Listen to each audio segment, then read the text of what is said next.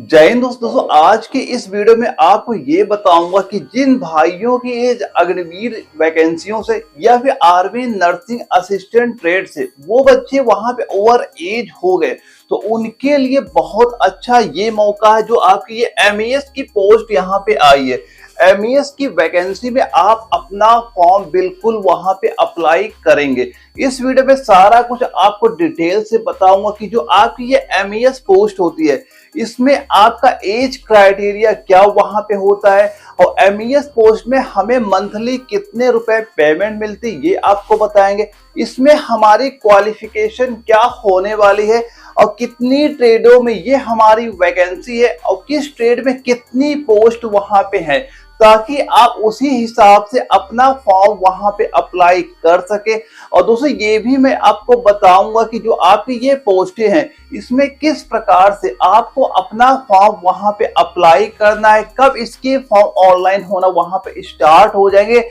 और ये जो हम फॉर्म वहां पे अप्लाई करेंगे इसमें हमारा कितने रुपए का फीस वहां पे कटेगा और किन कैटेगरी की कोई फीस भी वहां पे नहीं कटेगी, यानी वो फ्री में अपना फॉर्म वहां पे अप्लाई कर सकेंगे। ये सारा कुछ मैं आपको इस वीडियो में बताने वाला हूं, बस ये कंप्लीट वीडियो आप देख लेना। और मैं ये बताता हूं कि ये इस पोस्ट के लिए आपको बिल्कुल वहां पे अप्लाई करना है क्योंकि बहुत सारी वैकेंसी इस ट्रेड में यहाँ पे आपको देखने को मिलने वाली हैं। तो दोस्तों सबसे पहले हम ये बात कर लेते हैं, एक एक करके सारे पॉइंट हम लोग यहाँ पे डिस्कस करेंगे। तो दोस्तों सबसे पहले हम ये बात करते हैं कि जो हमारा ये एमईएस पोस्ट होता है, जो ये एमईएस की वैकेंसी आती है, इसकी फुल फॉर्म क्या हो जाती है। तो फुल फॉर्म क्या होगी इसकी, मिलिट्री इंजीनियरिंग सर्विस। और अगर हम इसकी ये बात करें कि आखिर ये जो पोस्ट है इसकी हमारी कुल सैलरी कितनी मिलने वाली है, क्योंकि दोस्तों अभी जो आपकी अग्निवीर जब से वहां पे लागू हुआ है तो वहां पे अग्निवीर की पेमेंट भी काफी कम वहां पे हो गई है। लेकिन जो आपकी ये एमईएस की पोस्ट है इसमें अगर हम ये बात करें कितने रुपए की सैलरी यहाँ पे मिलती है मंथली, तो ये मान के चलना कि आपकी जो मंथली सैलरी यहाँ पे होगी ये 50,000 रुपए से लेकर 1.5 लाख रुपए आपको यहाँ पे मंथली मिलने वाले हैं।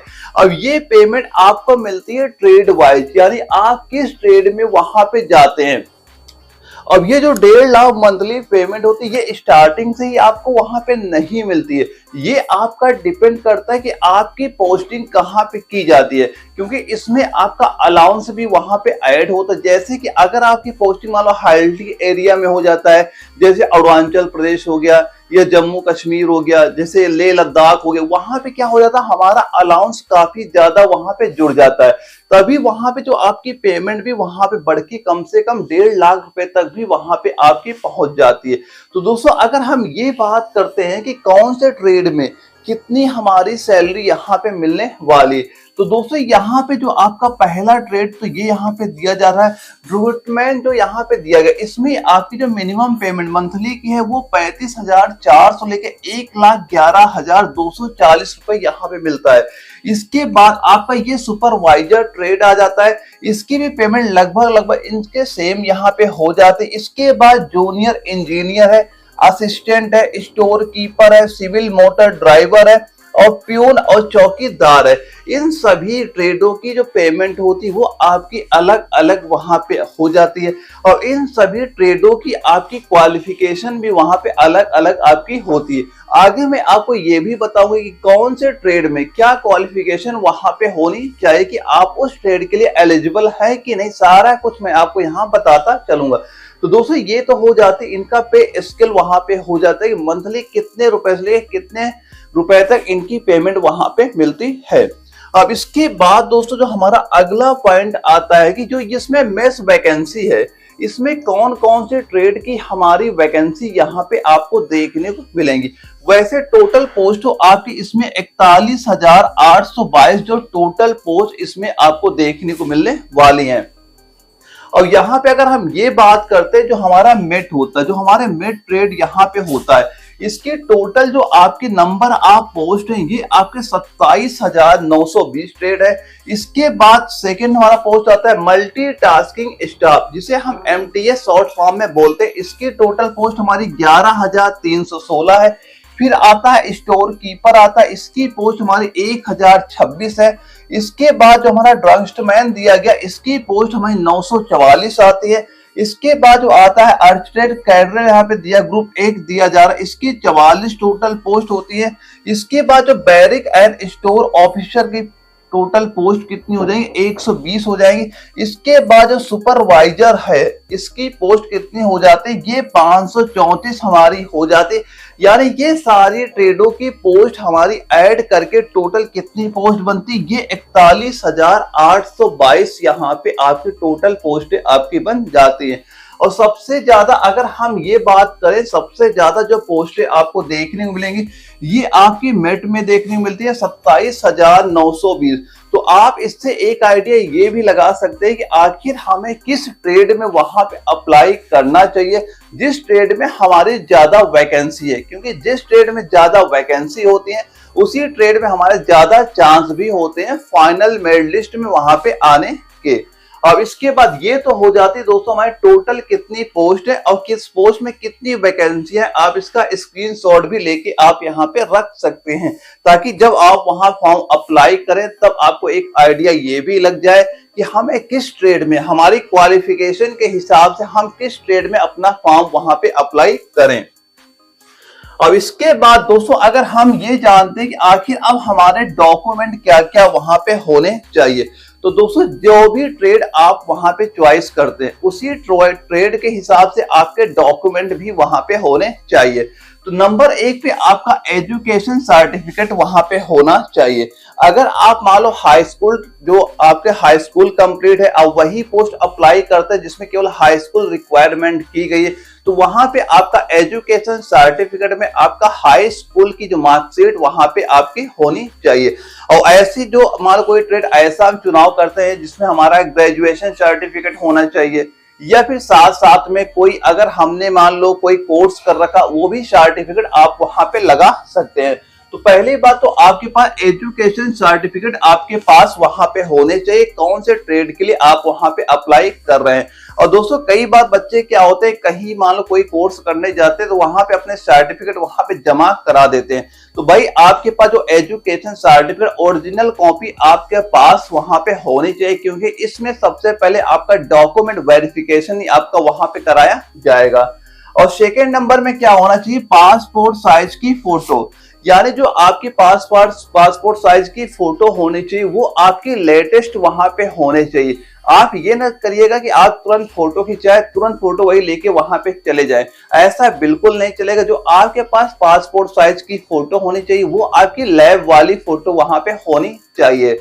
बस जो आपकी लेटेस्ट लैब वाली फोटो बनवा लेना, और हो सके कम से कम 20 फोटो अपने पास इसके रखिएगा कि जब आपका फॉर्म अप्लाई हो तब भी वहीं पे आपको वही फोटो देना है। इसके बाद जो आपका डीवी होता है, फिजिकल होता है, पेपर होता है, तब तक आपके पास वो सारी फोटो वहां पे पासपोर्ट साइज की वहां पे होने चाहिए।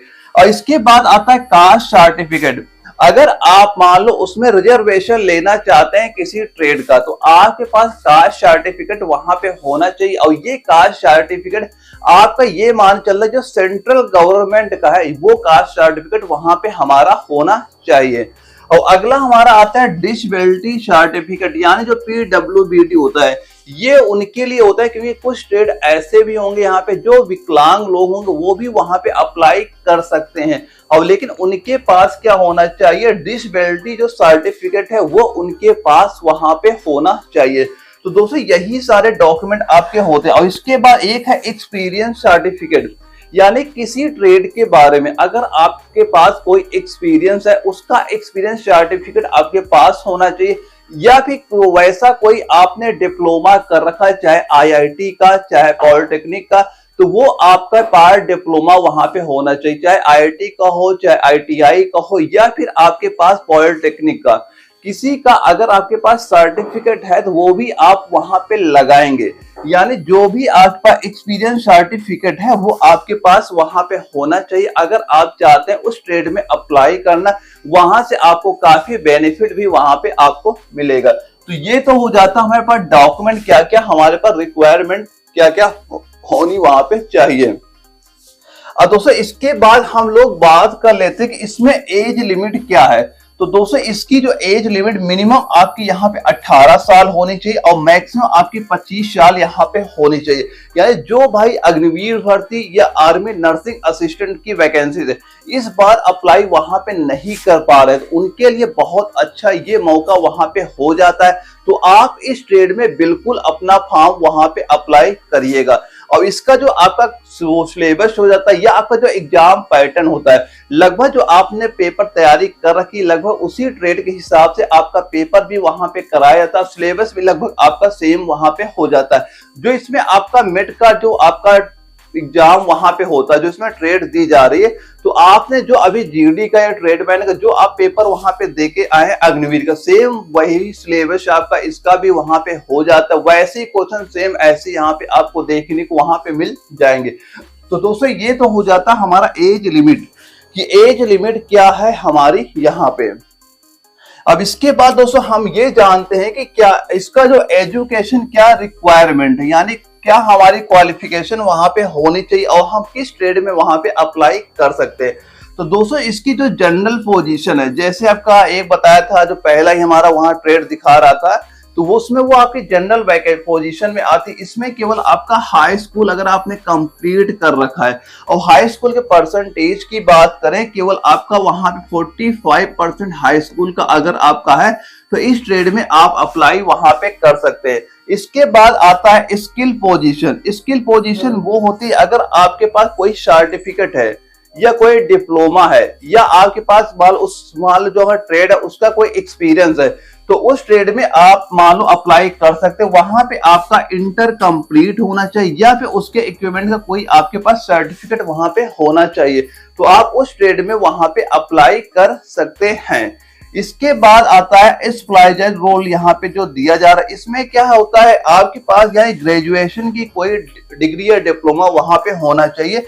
जो भी इंस्टीट्यूट या यूनिवर्सिटी है वहां पे आपके पास इसका डिप्लोमा वहां पे हमारा होना चाहिए डिग्री वहां पे होना चाहिए।